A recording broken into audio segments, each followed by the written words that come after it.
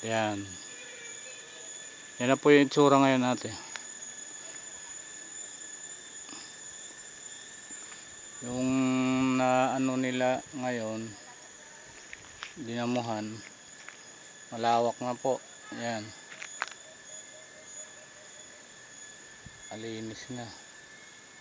Sinasagad na ng paglilinis dahil tumubo na yung mga seedlings.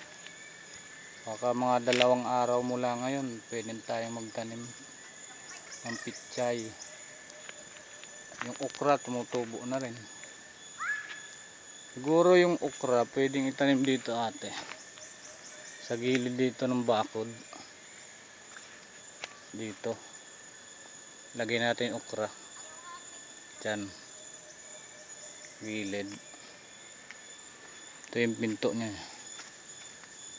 Tapos dyan hilera natin yung okra dyan. Maganda siguro.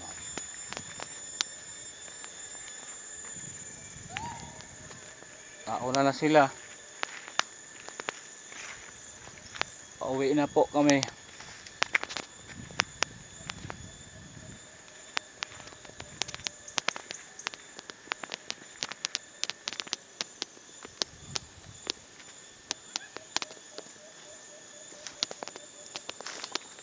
Yan na po sila.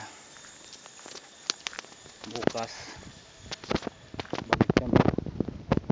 Sikasuhin ko muna ngayon yung nakausap ko na mag-pichinso para gamit na yung mga kahoy.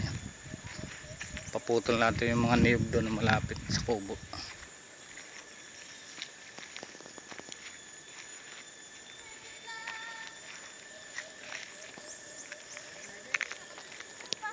Ay, malawak na. Dadamo nila.